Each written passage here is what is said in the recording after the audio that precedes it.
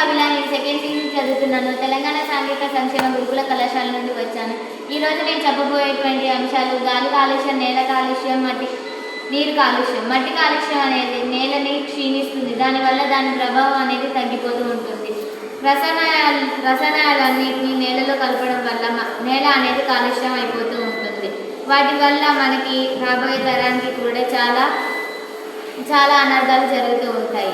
నేల కాలుష్యాన్ని మనం ఆపాలంటే మొక్కల్ని పెంచాలి. నీరు కాలుష్యం అనేది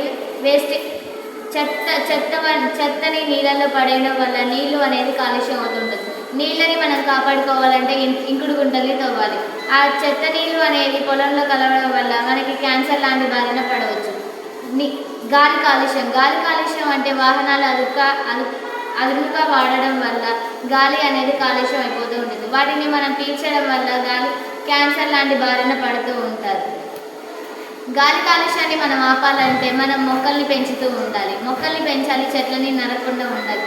గాలి అనేది కాలుష్యం అవ్వకుండా ఉంటుంది. గాలిని పీల్చకుండా మనం ఒక క్షణం కూడా మనం ఉండలేము. గాలిని అనుక్షణం పీల్చుతూనే ఉన్నాం. వచ్చే తరం వాళ్ళకు కూడా మరియు ప్రకృతి ఇచ్చే స్వచ్ఛమైన గాలిని మనం వాళ్ళకి ఇవ్వాలంటే మనం మొక్కల్ని పెంచుతూ ఉండాలి. చెట్లని నరకకూడదు. చాలా వరకు చెట్లు అనేది నరుకుతూ ఉండే కొత్త ఈ మంచాలు, కుర్చీలు చెట్లని నరికే చేస్తూ ఉన్నారు.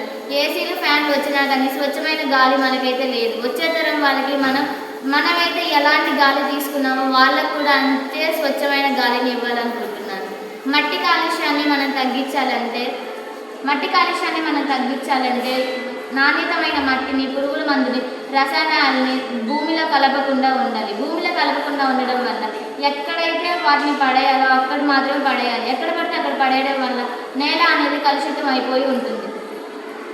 నీరు కాలుష్యం అనేది ఇంకుడు గుంటలు తవ్వాలి. వాటి కోసం మనం చాలా కష్టపడుతూ ఉంటాం. నీళ్లు మనకి చాలా తక్కువగా ఉంది. ఉన్న వాటిని మనం సర్ది పెట్టుకొని అదునుగా వాడుకోవడం వల్ల వచ్చే తరం వాళ్ళకు కూడా ఆ నీరు వాళ్ళకి ఉపయోగపడుతూ ఉంటుంది. మనం వాడుకున్న నీరుని కొంచెం వాళ్ళకు కూడా అందించాలి. ఇంత చిన్న అవకాశం ఇచ్చిన పెద్దలందరికీ థ్యాంక్ యూ.